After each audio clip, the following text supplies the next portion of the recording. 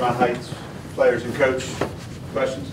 So obviously, the key that everyone was just looking at the box score was kind of the scoring drop you guys had there in the second and third quarter. Was there anything specific that you would attribute that to? I guess before I say anything, I want to say congratulations to Dunbar. They had a really spectacular team. Had a special season. I guess with that, I felt like we got the shots. Some of the shots we wanted. Thank you. I felt like at times we were a little rushed and not as poised as we generally are. A lot of that's attributed to what Dunbar did. They played really aggressively, and ultimately they controlled the defensive boards.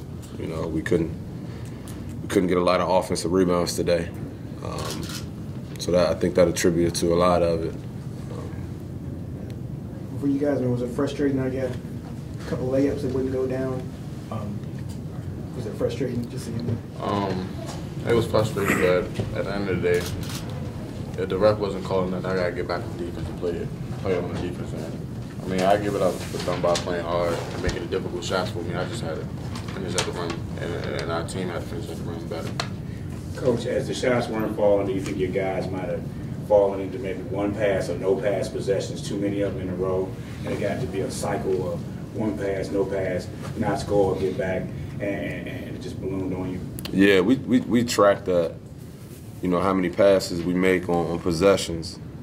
And then, like you said, that was one of those things where if we're getting 5 or 6 penetrating passes, it can't just be a pass on the wing. It's got to be a penetrating pass.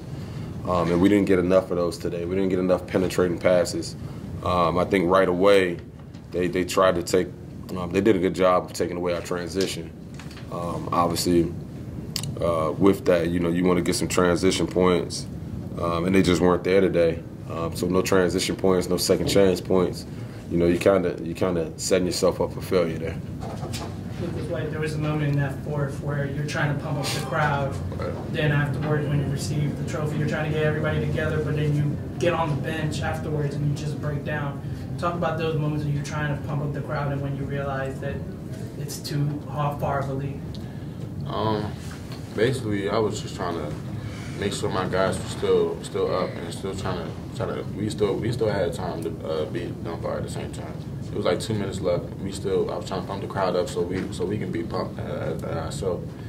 But seeing the game go through, it's just heartbreaking.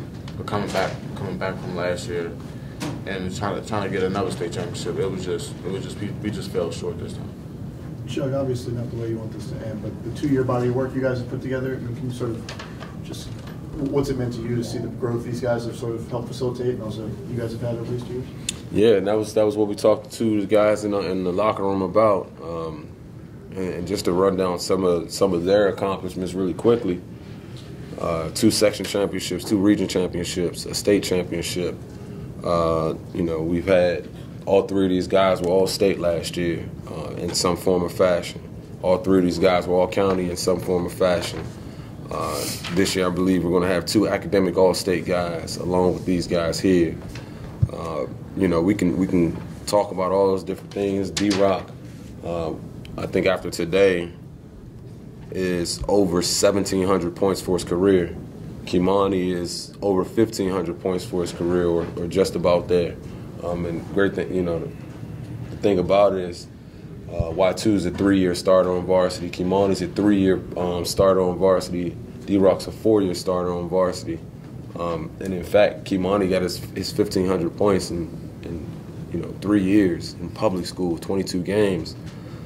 So I can go on and on about all the different accomplishments these guys have. So I'm really proud of them.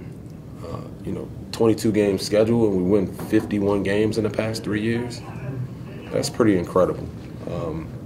No one can really take that away from these kids. And with the history that Fairmont Heights has had, I think, and I'm pretty close to my research on this, I think 23 wins is a school record. Back in the day, they didn't play as many games. So I believe 23 is a school record for these guys. And that's pretty amazing. So these guys have some great accomplishments, but this is the great part about it. And I tell them this all the time. On the other side of it is an opportunity, and these guys have great opportunities to go to college. And odds are we may not have an NBA ball player up here, but Darren's determined to get to the NBA anyway because he wants to be a sports therapist. Kimani wants to major in business, and Y2 wants to do business as well, I believe. So these guys are destined for greatness, and that was our message to them. Darren, how frustrating is it when they they clearly shade their defense towards you, W on the post, get the ball out of your hands? How frustrating is that? It kind of makes you, have to be a facilitator and not be as aggressive. I wasn't as frustrated because I was already playing. I already knew that they was going to try to double me, regardless if I had the ball in my hand or not. I just wanted my team to just go off my energy, so I kept trying to talk to them and tell them to score, because I don't have to score the ball every time. So I would like to see my teammates score before I do, but at the same time, it was just, it wasn't that frustrating. I just wanted my teammates to score. Is it also a badge of honor, though, because you got to be a good guy for them? Yeah, you're right. Yeah, I mean, my team trusts me, and I trust my teammates too. So if they see me down, they're going to pick me up. If I see them down, they're going to pick me up. So. For Kimani and Y2, what kind of legacy do you guys think you leave behind after the 3-4 years you guys have put together here? I think we accomplished a lot, like Coach Chuck said. 50+ wins in 2 years. I feel like we had a great run. It's legendary what we did these past couple years. It's legendary. We'll never forget it. Coach, you brought 2 coaches together to make this team. Talk about that effort.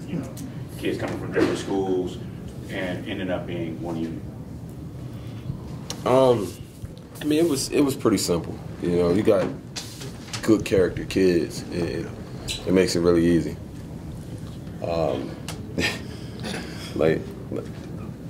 It was really not that hard. I mean, the hardest thing with us was, just trying to keep them motivated. In those times where,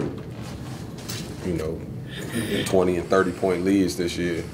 Those are really the only hard times that we really had.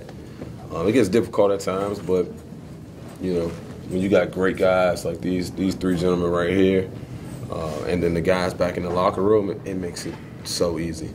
But I'd be remiss if I didn't mention my parents. The parents, those parents make it easy too.